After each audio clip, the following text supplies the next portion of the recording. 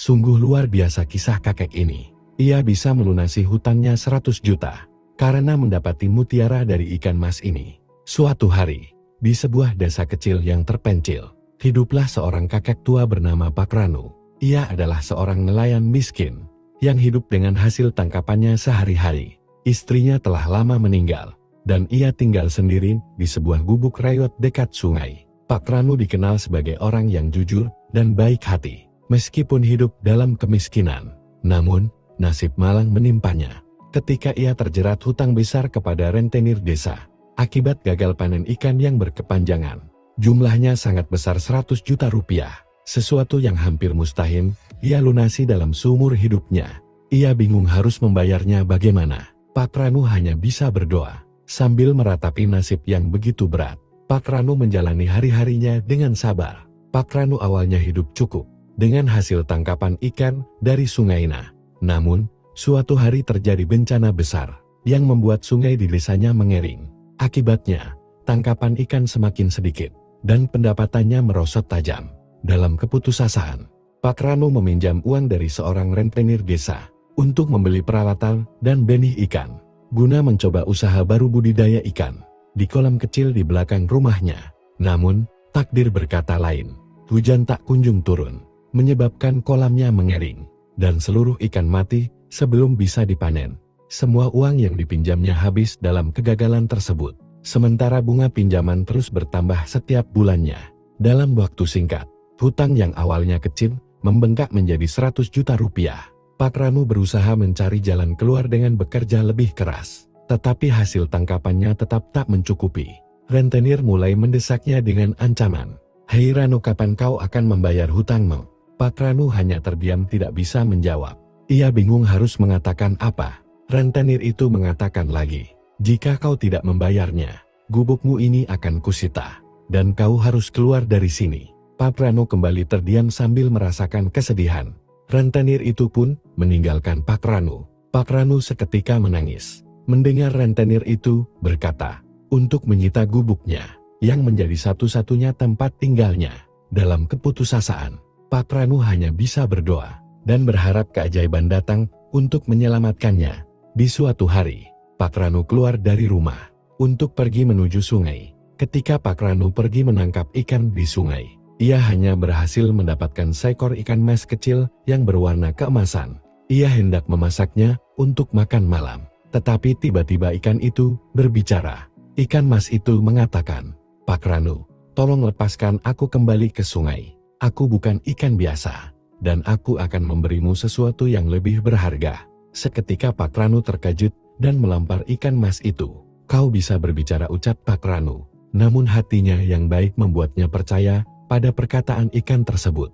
Dengan penuh keikhlasan, ia melepaskan ikan itu kembali ke sungai. Pak Ranu pun di malam itu hanya bisa menahan lapar. Tanpa disadari, ikan mas tersebut adalah jelmaan seorang dewi penjaga sungai yang sedang menguji hati manusia. Ia telah lama memperhatikan kehidupan Pak Ranu yang penuh dengan kejujuran dan kebaikan. Meskipun hidup dalam kesulitan, karena kebaikan hatinya yang tulus, dewi tersebut ingin memberikan berkah kepada Pak Ranu sebagai balasan atas ketulusannya. Malam itu, Dewi Ikan Mas mendatangi mimpi Pak Ranu dan berkata, "Karena kebaikan hatimu, mulai sekarang setiap telur ikan mas yang kau temukan akan berubah menjadi mutiara. Gunakanlah berkah ini dengan bijak." Pak Ranu terbangun dengan perasaan aneh, namun ia mengabaikannya. Keesokan harinya, ia menemukan sesuatu yang aneh di depan rumahnya. Di dalam wadah bambu yang biasa ia gunakan untuk menampung air, ada beberapa butir telur ikan mas yang bersinar lembut. Ia menganggapnya sebagai tanda keberuntungan dan menyimpannya. Namun, yang mengejutkan, keesokan paginya telur-telur itu berubah menjadi mutiara berkilau. Pak Ranu tak percaya dengan apa yang ia lihat. Ia lalu membawa mutiara-mutiara itu ke seorang pedagang perhiasan di kota. Dengan hati penuh harap, Pak Ranu memutuskan untuk menjual mutiara-mutiara itu ke kota. Perjalanan ke kota bukanlah hal yang mudah bagi seorang kakek tua seperti dirinya. Ia harus berjalan kaki cukup jauh dan melewati hutan kecil sebelum akhirnya mencapai jalan utama yang menuju ke kota. Sesampainya di kota, ia mencari toko perhiasan yang bersedia membeli mutiaranya. Setelah bertanya ke beberapa orang, akhirnya ia menemukan sebuah toko perhiasan mewah, milik seorang saudagar kaya bernama Tuan Wijaya. Ketika Pak Ranu menunjukkan mutiara-mutiara itu, Tuan Wijaya terkejut melihat keindahan dan keunikannya. "Dari mana Anda mendapatkan mutiara seindah ini, Pak?" tanya Tuan Wijaya dengan penuh kekaguman. Pak Ranu hanya tersenyum dan menjawab, "Saya menemukannya di sungai dekat rumah saya." Tuan Wijaya langsung menawar dengan harga tinggi, karena mengetahui bahwa mutiara tersebut sangat langka. Dalam beberapa kali penjualan, Pak Ranu takjub dan terkejut dengan harga yang dipatok Tuan Wijaya. Akhirnya Pak Ranu berhasil mengumpulkan cukup uang untuk melunasi hutangnya. Dengan hati bahagia, ia segera kembali ke desa untuk membayar hutangnya kepada rentenir. Dalam perjalanan pulang ke desa, Pak Ranu harus melewati jalan sepi di pinggir hutan. Tanpa disangka, sekelompok preman menghadangnya di tengah jalan.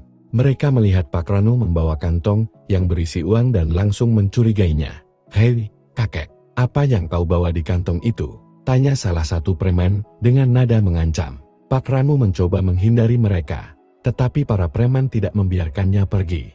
Mereka merampas kantong uangnya dan mendorongnya hingga jatuh ke tanah. Pak Ranu hanya bisa meratap ketika para preman kabur membawa seluruh uang hasil penjualan mutiaranya. Dengan hati hancur dan tubuh lemah, Pak Ranu berjalan tertatih-tatih kembali ke desa. Ia merasa putus asa karena kehilangan satu-satunya kesempatan untuk melunasi hutangnya. Sesampainya di rumah, Pak Ranu duduk termenung di depan sungai, menangis dalam keputusasaan. Ia merasa dunia kembali menjatuhkannya setelah mendapatkan harapan. Tiba-tiba, air sungai mulai berkilauan, dan ikan mas-mas muncul kembali. Dengan suara lembut, ikan itu berkata, "Jangan bersedih, Pak Ranu. Aku tahu apa yang terjadi. Besok pagi, kau akan menemukan lebih banyak telur di wadah bambumu, dan mereka akan berubah menjadi mutiara. Gunakanlah dengan bijak," ucap ikan emas itu. Pak Ranu terkejut, tetapi merasa lega. Keesokan harinya, ia menemukan lebih banyak mutiara di tempat yang sama. Kali ini, ia lebih berhati-hati dan menyimpan mutiaranya dengan lebih aman. Dengan tekad kuat, ia kembali ke kota dan menjualnya untuk kedua kalinya. Pak Ranu mendapatkan hasil dari penjualan itu sebesar 5 kali lipat dari sebelumnya. Ini menunjukkan buah dari kesabaran Pak Ranu menjalani hidup tanpa banyak mengeluh. Pak Ranu pun bergegas untuk kembali ke desa. Pak Ranu kali ini berhati-hati di jalan. Ia tidak ingin kehilangan kedua kalinya. Waktu sampai di desa, Pak Ranu langsung menemui rentenir dan membayar hutangnya. Rentenir itu merasa heran, mengapa Pak Ranu bisa mendapatkan uang sebanyak itu. Rentenir itu pun meninggalkan Pak Ranu dan membawa uangnya. Warga mendengar itu merasa heran. Seluruh warga desa heran dan kagum. Mereka bertanya-tanya bagaimana seorang nelayan miskin bisa melunasi hutang sebesar itu dalam waktu singkat. Namun, Pak Ranu tidak membanggakan dirinya. Ia tetap rendah hati dan tidak mengungkapkan rahasia ikan mas tersebut. Kabar mengenai keberuntungan Pak Ranu akhirnya terdengar oleh seorang saudagar kaya bernama Pak Sarman yang tamak dan serakah. Ia pun ingin mendapatkan mutiara ajaib tersebut dan mendesak Pak Ranu untuk memberitahunya rahasia itu. Karena tidak ingin ada keserakahan yang merusak berkah ini, Pak Ranu menolak dengan halus. Namun, Pak Sarman tidak menyerah. Ia pun pergi ke sungai dan dengan paksa menangkap ikan mas yang sama. Tanpa mempedulikan permintaan ikan itu, ia langsung membelah perutnya dengan harapan menemukan mutiara di dalamnya. Sayangnya, ia tidak menemukan apapun, dan ikan itu mati di tangannya. Setelah kejadian itu, keberuntungan Pak Sarman berubah menjadi keburukan. Ia kehilangan hartanya sedikit demi sedikit. Bisnisnya bangkrut dan ia jatuh miskin. Sementara itu, Pak Ranu tetap hidup sederhana, bahagia dan dihormati oleh penduduk desa. Legenda ini mengajarkan bahwa kebaikan hati dan ketulusan akan selalu mendatangkan berkah, sedangkan keserakahan hanya akan membawa kesengsaraan. Pak Ranu mendapat keberuntungan karena hatinya yang baik, sementara Pak Sarman kehilangan segalanya karena keserakahannya. Kisah ini mengajarkan bahwa kebaikan dan kesabaran akan selalu mendatangkan berkah, sementara keserakahan dan kejahatan hanya membawa kesengsaraan. Pak Ranu adalah contoh bahwa kesabaran dan ketulusan dalam menghadapi kesulitan akan selalu berbuah manis. Keajaiban tidak datang kepada orang yang serakah, tetapi kepada mereka yang memiliki hati yang bersih dan tulus. Meskipun sempat kehilangan uangnya akibat kejahatan, Pak Ranu tidak putus asa dan terus percaya pada kebaikan. Akhirnya, ia mendapatkan lebih dari apa yang hilang. Sementara itu, para preman yang merampas uangnya menerima ganjaran atas perbuatan jahat mereka. Dunia ini memiliki keseimbangan. Mereka yang berbuat baik akan mendapatkan balasan baik, sementara kejahatan pada akhirnya akan mendapatkan hukuman. Kisah ini mengajarkan bahwa harapan dan keajaiban akan selalu ada bagi mereka yang tidak menyerah dan tetap berbuat baik. Sejak saat itu penduduk desa selalu mengajarkan kisah ini kepada anak-anak mereka, agar mereka tumbuh menjadi orang yang jujur, baik hati dan tidak tamak terhadap harta benda. Demikianlah kisah inspiratif dari Run Story hari ini. Semoga terdapat sebuah pelajaran yang bisa kita petik dan menjadi pengingat untuk diri kita agar tidak serakah. Dan semoga penonton Run Story yang menonton video kali ini sampai selesai, semoga Allah selalu limpahkan rahmat karunia rezeki yang banyak dan melimpah, serta semoga selalu diberikan kesehatan. Sampai jumpa di video-video menarik berikutnya. Please bantu channel ini untuk berkembang dengan klik subscribe ya. Terima kasih. Assalamualaikum warahmatullahi wabarakatuh.